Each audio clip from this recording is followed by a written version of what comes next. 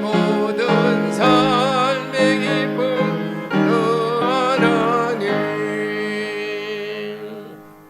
기도합시다. 자비로우신 하나님, 하나님 아들을 이 땅에 보내셔서 저희 대신 저주 받으셨고 이제 부활하셔서 하나님의 영광 중에 있게 하시니 감사합니다. 그리스도 안에서 우리도 하늘의 영광 가운데 이미 살아가게 하시니 이 근원에 참으로 감사합니다.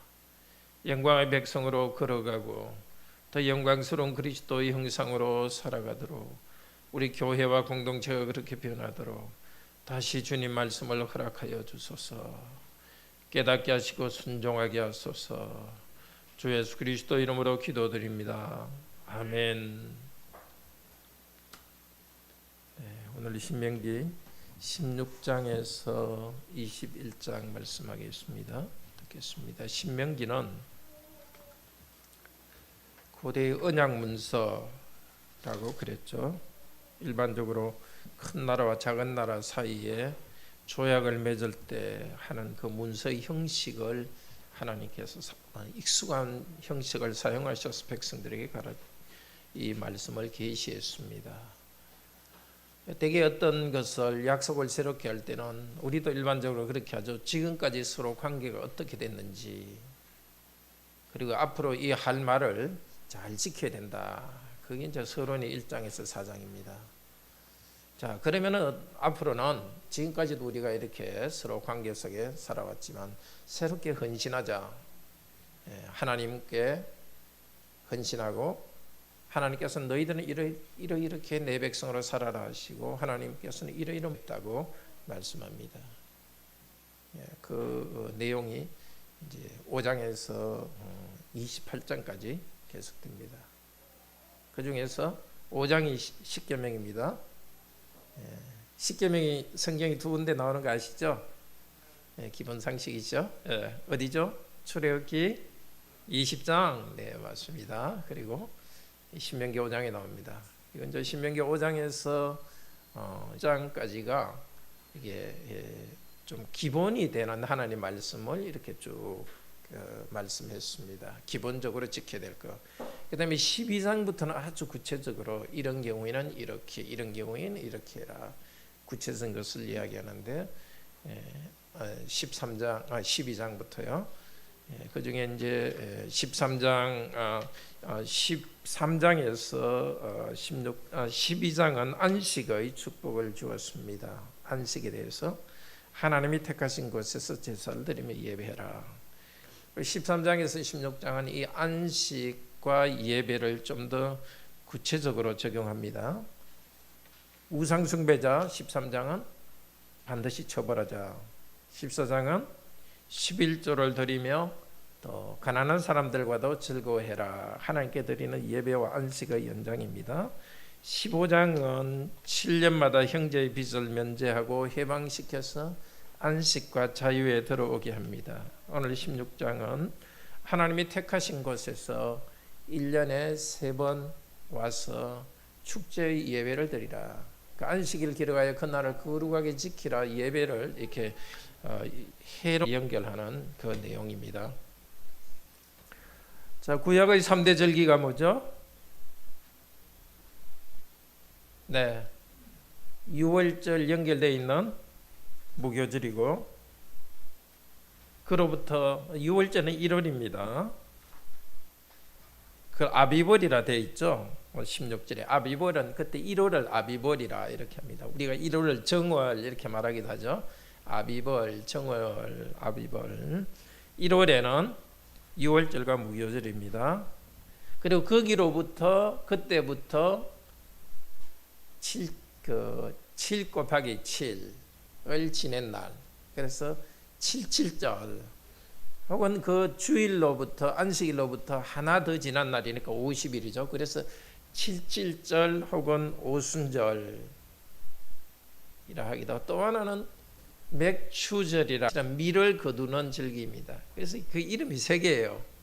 오순절, 77절, 맥추절이라 하지만 사실은 보리가 아니라 밀을 거두는 데인데 어쨌든 맥추절.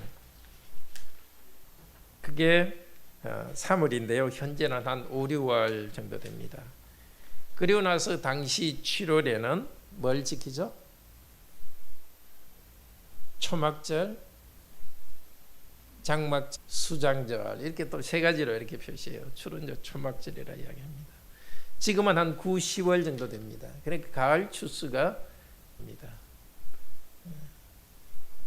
6월절은 이게 봄 추수가 첫 번째가 이제 시작되는 날이고요. 그러니까 전체 이렇게 그 수학 절기와 좀 연결되어 있습니다. 왜냐하면 6월절, 무교절 그 기간에 끝내 곡충이던 그 끝날 무렵에 첫 열매를 드리는 절기가 또 있어요. 그걸 초실절이다 이렇게 합니다. 그러니까 전체에서 복 주시는 수학의 기간에 맞춰서 되는데 6월절 무교절은 뭘 기념하는 날이죠? 이집트에서 나온 것을 기념하고 6월절 1월 14일 저녁이 6월절이고 그리고 계속해서 무교절이 연결됩니다. 교자는 효모란 뜻입니다.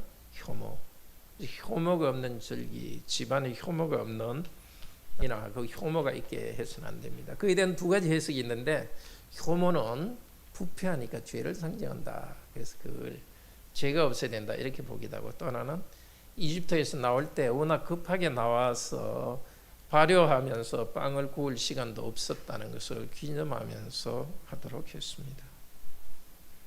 7일 앞뒤에 거룩한 예배로 모이고요. 그 사이에는 집에서 무교절을 지킵니다.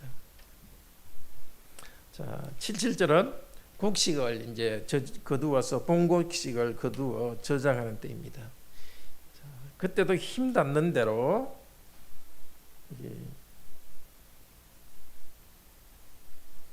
이 10절에 보면은 수확 때 어떻게 해야 되느냐 읽읍시다.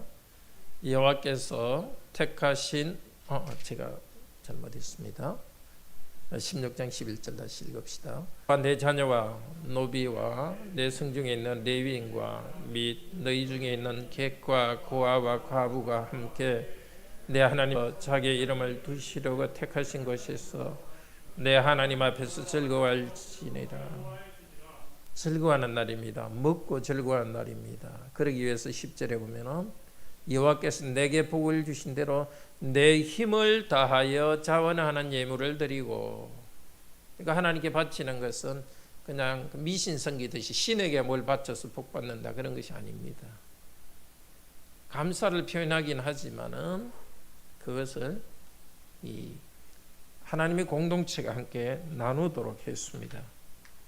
초막절 그때도 마찬가지입니다. 그걸 가지고 15절대로 보면 그 손의 수고를 가지고 즐거워하도록 했습니다. 자, 즐거워할 때도 또 6절에 보면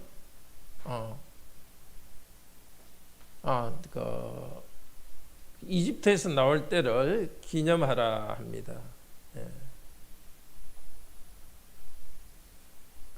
그거는 웃습니까?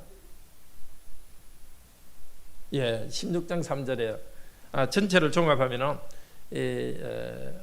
하나님께서 그 땅에서 종되었던 것을 해방시킨 것을 이 세 가지 절기에서 기념하라는 겁니다. 6월절도 그러고 또 12절 77절도 그러고 애굽에서 종되었던 것을 기억하고 하나님께 감사할 뿐더러 지금 종과 같이 힘들어하는 그런 가난한 성도들과 함께 누리고 즐기라는 것입니다. 초막절도 마찬가지입니다.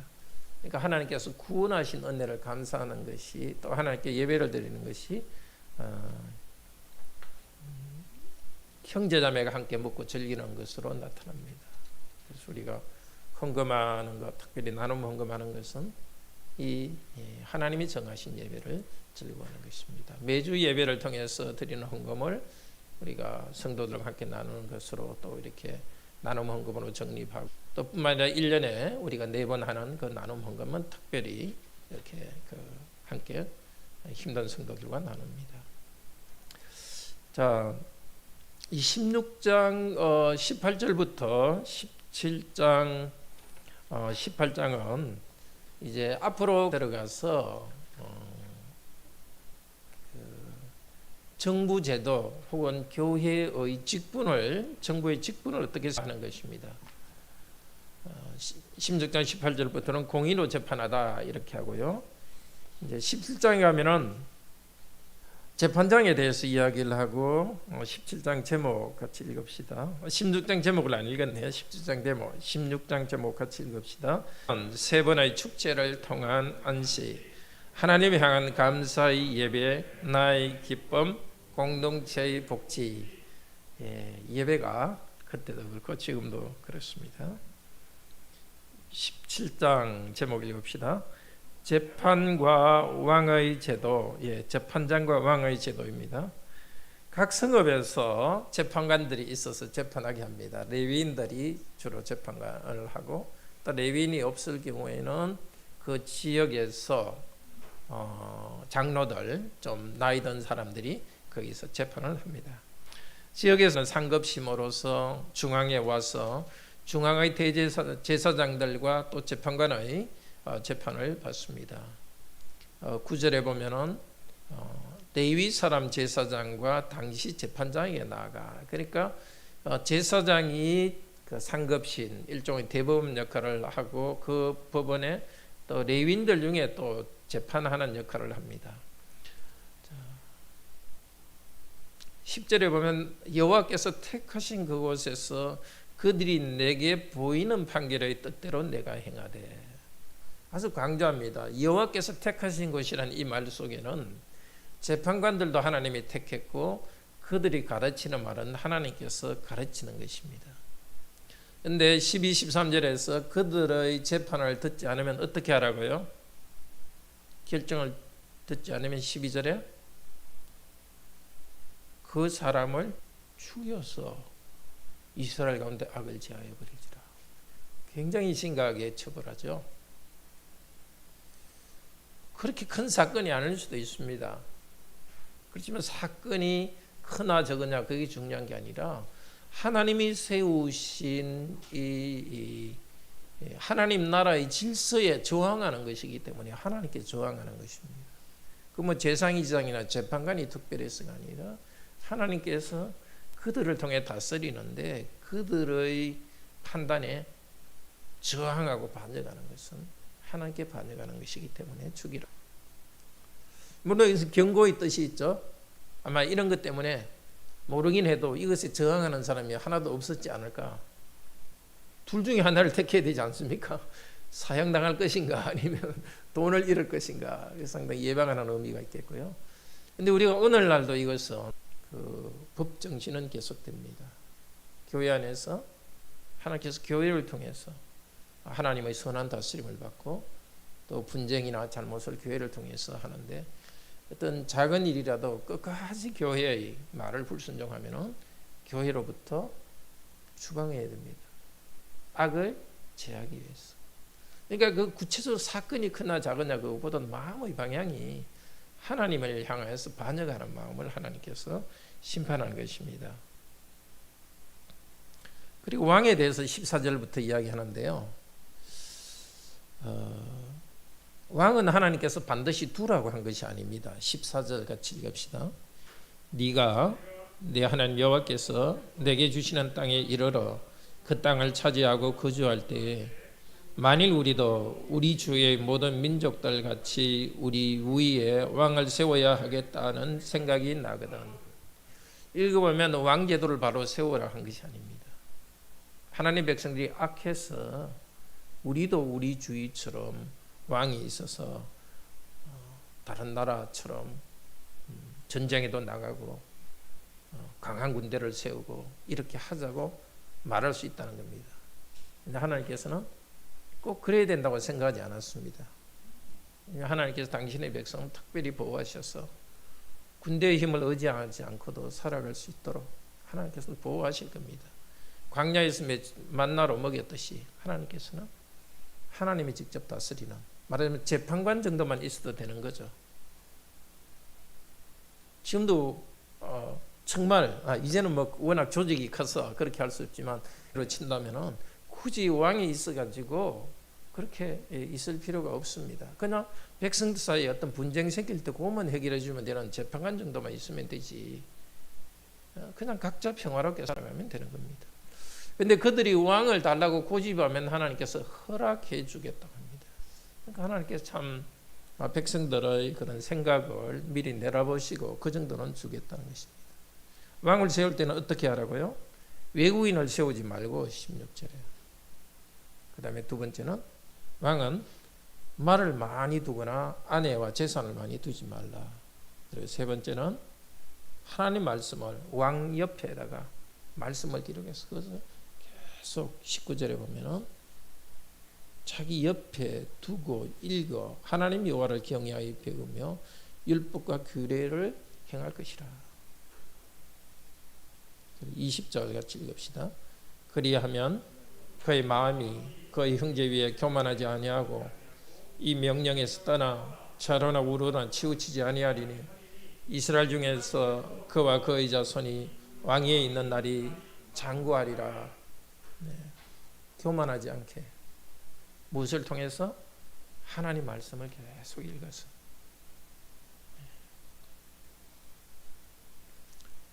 근데 실제 이스라엘의 왕의 역사 보면 안 그렇죠. 아내도 많이 두고 재산도 많이 두고 군대도 크게 하고 하나님 말씀이 어디 있는지도 모르고 나중에 열왕기서에 보면 성경을 어딘지 율법서가 어딘지 잊어버렸어요. 왕도 잊어버리고 재산도 잊어버리고 정말 이상한 시대로 되어갑니다. 그렇게 되어서는 안 되겠죠. 근데 이런 혼란 가운데서 그리스도께서 하나님 아들께서 오셔서 이스라엘 새로운 영적 국가 하나님 나라를 세웠습니다. 우리가 이 안에 들어와 있습니다. 근데 그리스도께서는 이제 그런 왕이 아니라 새로운 직분자를 세웠는데 교회 안에 말씀 전하는 목사와 또 장로와 집사를 세우셔서 성도를 섬기게 하셨습니다. 너무나 구약 시대보다 더 분명해. 성경의 직분자는요, 우리가 딱 직분자를 말 들으면은 우리는 다스리는 것이 생각하는데 직분자의 원래 뜻은 디아코노스고 영어로 디컨이고 원래 뜻은 뭐라 그랬죠? 종입니다. 노예. 이거 그 주인의 집 식사에서 섬기는 노예고 종입니다. 근데 이게 너무 이게 무슨 권력이나 그렇게 돼가지고 정말 이런 잘못이 일어나고 있는데 그래서는 안 되겠죠. 물론 누구의 노예고 누구의 종입니까? 하나님과 존중해야 되겠죠, 성도는. 그렇지만 또 직분자들은 하나님의 백성이기 때문에 또 겸손하게 섬기는 이 하나님 나라의 원리. 자, 18장 제목 읽읍시다. 우상에게 예언의 말을 듣는 것과 다른 하나님이 세우실 제사장과 선지자. 왕에 대해서는 하나님께서 꼭 세운다고 안 했지만 제사장과 선지자는 하나님께서 분명히 세우는 사람이라고 직분이라고 말합니다. 우선 18장 앞부분에서는 제사장의 생활을 지원하라 이렇게 합니다. 제사장의 생활 지원을 자세히 보시면요, 3절에서는 뭐 소나 양의 앞다리, 그 다음에 4절은 곡식과 포도주를 주라 이렇게 하는데 자세히 보면요, 앞쪽에 있는 1절과 비슷해요. 화목제물이라는 것은 고기 중에서도 특별히 제사 중에서 백성이 나눠 먹기 위해서 같이 먹기 위해서 하는 제사입니다. 우리가 화목제 여러 번 배웠죠. 고기를 세 부분으로 나눠서 드리죠. 기름은 제일 좋은 것이니까 하나님께 태워드리고, 그 다음에 가슴하고 인데도 어디죠? 앞다리 이런 것들은 제사장이 줍니다. 나머지 부분은 그 제사를 바친 사람들이 같이 나눠 먹습니다. 그러니까 대부분의 고기는 나눠 먹는 것이고 또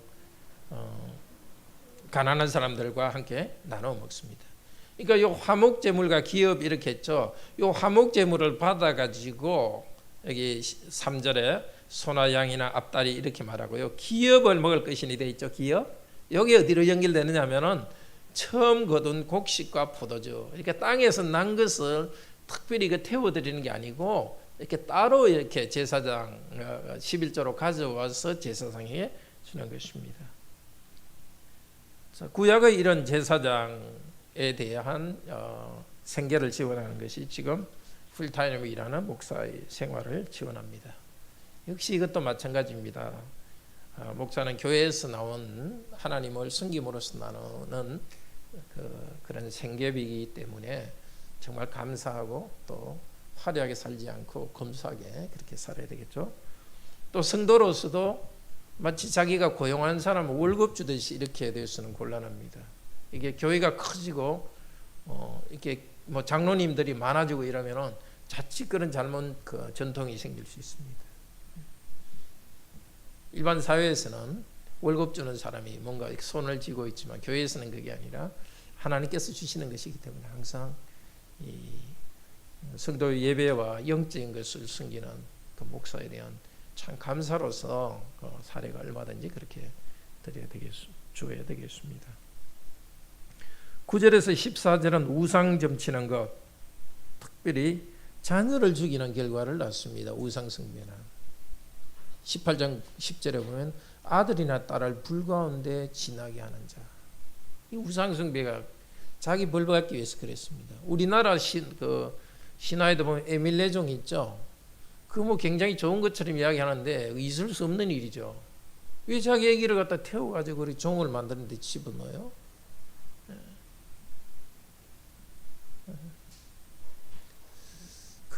그런 미신에 빠지면은 그런 우상 숭배하면 뭔가 하나님도 섬기고 마음도 평안할 것 같은데 그런 비참한 결과를 낳습니다.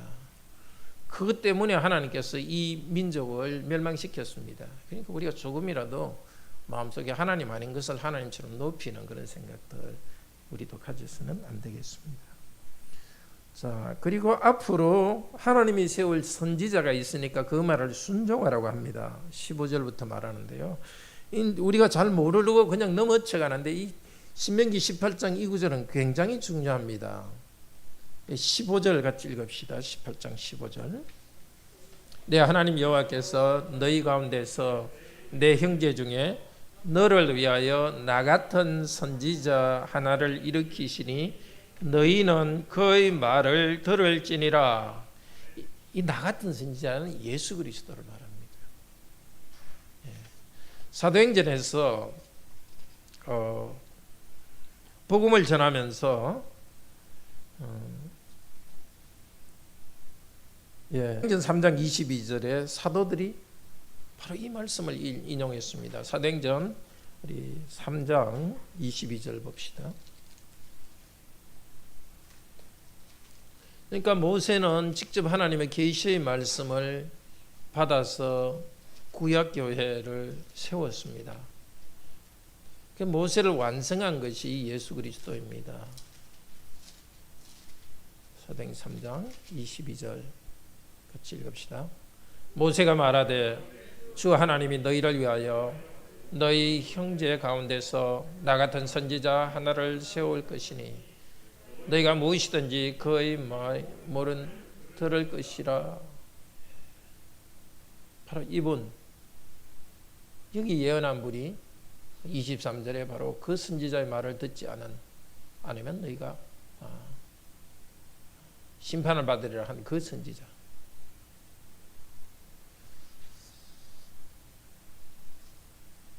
그런 너희는 그의 말을 들을지니다 하는 것도 예수님이 변화산에서 있을 때 하늘로부터 이는 내 사랑하는 아들이니 너희는 그의 말을 들을지니다 하면서 하나님이 직접 또 증거하게 되어 있습니다. 그러니까 하나님의 뜻을 우리에게 나타내는 선지자시고 예수 그리스도께서 나타내신 가장 중요한 하나님의 뜻은 우리를 구원하는 것이 율법의 행위를 통해서가 아니라 하나님의 아들이 십자가에서 죽으심으로 말미암아 십자가를 통하여서 우리를 구원하신다는 것을 계시하셨. 제일 중요한 계시가 그것입니다. 자, 이 예수 그리스도께서 선지자신데 좀 작은 선지자들은 누구냐? 구약의 선지자들을 보내셨고, 그다음에 예수 그리스도의 복음 말씀을 계속 전하는 이 시대의 목사가 또 선지자라고 할 수 있습니다. 그러니까 예수 그리스도와는 전혀 다른 선지자죠. 그리스도께서 계시하신 말씀을, 또 그리스도의 십자가의 복음을 전하는 선지자입니다. 자, 여기 나오는 왕과 선지자, 제사장, 이게 그리스도께서 하신 삼직분이라 하죠. 그게 그냥 만든 게 아니라 여기서 구약에서 세 개의 직분을 주셨고, 그리스도께서 제사장으로서, 선지자로서, 참 왕 메시아로서 이루었습니다. 그리고 우리 요리문답 제12주에 예수 그리스도도 삼직이 왕과 그리스도, 왕과 제사장, 선지자고, 우리도 그리스도의 이 삼직분에 참여한다고 우리가 배웠죠. 그렇습니다. 그리스도께서 왕이시니까 이제는 왕 제도가 잘못된 것이지만 참된 왕이신, 왕을 요구한 백성들의 요구는 잘못됐지만 구약 시대도 하나님께서는 왕 제도를 통해서 백성들에게 질서를 주셨고 좋게 하셨습니다. 하나님적으로서. 이제 그 참된 왕인 예수 그리스도 안에서 우리도 죄와 마귀와 싸우고, 선지자로서 어떻게 해요? 그 말씀의 증거자로서 삶과 말로서 복음을 전하고, 제사장으로서 우리 온 삶을 거룩하게 바치는 이 복을 우리가 누립니다. 자, 19장 읽읍시다. 살인과 관련한 형사재판 및 처벌에 관한 법률. 19장 20 그리고 21장 9절까지는 살인하지 말라는 계명을 지금 말합니다. 그러니까 아까 13장부터 16장까지는 안식에 대해서고, 17, 18장은 내 부모를 공경하라에 연결된 하나의 그 권위, 질서에 관한 것이었고요. 19장부터는 살인하지 말라와 관련된 그걸 좀 구체적인 상황입니다. 우선 그 13절까지는 도피성 제도죠. 도피성은 잘 아시죠? 고의성이 없이 사람을 죽였는데 애매하게 피가 흘려졌죠. 근데 고의적으로 죽이지 않는데도 이 사람까지 죽이면 또 다른 피가 흘립니다. 그래서 도피성 제도를 만들어서 이 동네 사람, 이웃 사람, 자기가 고의성이 없이 죽인 사람으로부터 피해서 그곳에 살 수 있도록 했습니다. 그 다음에 14절은 하나님께 주신 땅의 경계를 옮기지 말라. 이거는 사실 사람이 먹고 살아야 되는데 하나님이 주신 그 땅을 이렇게 뺏어가는 것, 그건 도둑질하는 것이기도 하지만 사람을 살인하는 것이라고도 할 수 있습니다. 그 다음에 15절부터는 이웃을 해치기 위해서 거짓 증거하는 사람, 자기가 생각한 만큼 해라 그랬습니다. 이웃을 죽이려고 거짓 증거하는 사람 죽이라 그랬습니다. 왜 그렇습니까?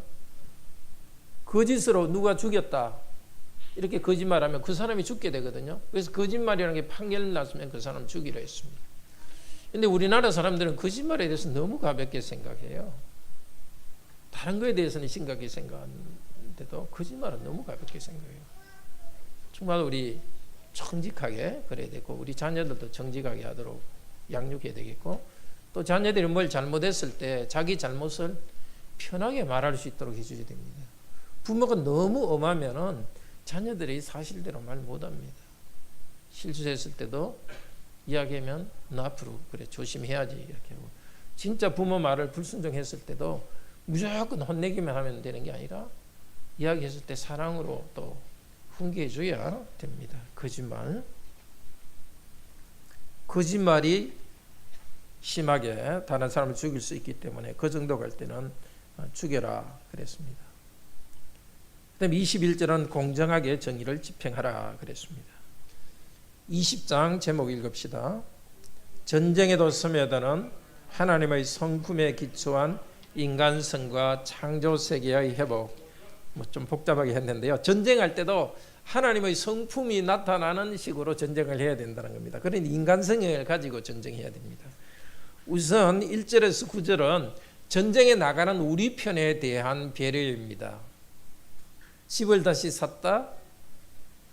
또 아내를 처음 결혼했다 이럴 때는 그 좀 즐길 수 있도록 기회를 주라는 겁니다. 야, 똑같이 가야지 뭐 너라고 왜 그러냐 이렇게 하지 않고 다른 하나님 백성들이 즐거워할 수 있는 기회를 주고 나는 내가 대신해서 싸우는 겁니다. 특별히 무서워하는 사람은 가지 못하게 했어요. 이건 무서워하는 사람에 대한 배려이기도 하지만 그런 사람 한 명 있으면요 적들 10명하고 똑같습니다. 예. 안에서 막 무서워하고 떨고 있으면은 안에서 그 스파이와 같은 역할을 하기 때문에 두려워하는 사람은 전쟁에 참여시키지 않았습니다. 정말 우리 교회에서도 우리가 두려움이 자연적으로 일어나지만은 어쨌든 하나님 앞에서 내 두려움을 이기고 또 힘들 때는 성도의 도움을 받지만은 우리가 막 교회에 큰 두려움을 퍼뜨리는 자들은 안 돼야 되겠습니다. 이 교회 공동체 전체가 이런 전투하는 공동체로서 한편으로는 서로의 행복을 배려하는 그런 따뜻함이 있으면서도 또 한편은 하나님 나라의 영적인 이 전투에 나온 사람들답게 항상 이렇게 뭔가 담대하게 나가는 게 이 교회의 문화가 되어야 되겠습니다. 들에 대한 배려도 합니다. 우선 이 가나안 땅에 있는 사람은 다 죽이라 그랬습니다. 왜냐하면 그 악한 자 너무 악이 심했고 하나님의 백성이 기어버려졌습니다. 가나안 땅 바깥에 있는 사람에 대해서는 무조건 죽이라고 안 했습니다. 가능한 말로서 평화를 선언해서 평화를 누리라 그랬습니다. 너무나 구약의 하나님 백성들의 정복에 대해서 잘못된 개념이 교인들한테 있어요. 하나님께서는 구약 백성들한테만 말 안 듣는 나라 있으면 다 죽여버리라, 썰어버리라 한 줄 알았는데 그렇지 않습니다. 그런 잘못된 개념이 있기 때문에 중세 십자군을 통해서 막 이렇게 다른 이스라엘 쪽으로 막 정복해 가려고 했었고 또 지금도 이렇게 팔레스타인 사람들에 대해서 너무 부정적인 시각을 갖고 있고 때로는 교인들이 세상에 대해서 믿지 않는 사람에 대해서 굉장히 정복자의 자세로 너무 교만하게 나가는 그런 수가 있습니다. 교회가 핍박받을 때는 오히려 나은데 교회가 어느 정도 규모를 유지하면 이런 식으로 될 수 있습니다. 어떻게 보면 지금 우리 한국교회 상황이 그런 것 같아요. 교회가 성장하는 단계는 아니지만 그래도 교회가 안정되고 그렇기 때문에 자칫하면 우리 교회가 세상을 향하여서 이 정복자의 자세로서 교만할 수 있습니다. 교회 전체로서도 그러고 개인으로서 그럴 수 있고 전도할 때 우리 태도에서도 나타나는데요. 저는 우리 성도들이 지금부터는 저를 포함해 좀 더 많이 전도하기를 원합니다. 근데 전도할 때는 항상 이렇게 그 영혼에 대한 사랑이 나타나야지 이렇게 정죄하듯이 이렇게 하는 것은 하나님은 정죄할 수 있지만 우리는 하나님 아닙니다. 그래서 정말 세상을 향해서 부드럽게 겸손하게 나가야 되겠습니다. 기도합시다. 자비로우신 하나님, 구약 백성들에게 안식의 은혜와 또 부모를 공경하는 것을 통하여 질서를 주시는 것과 살인하지 않도록 하셨습니다. 심지어 적들과 싸울 때도 그들과 평화를 선언했습니다.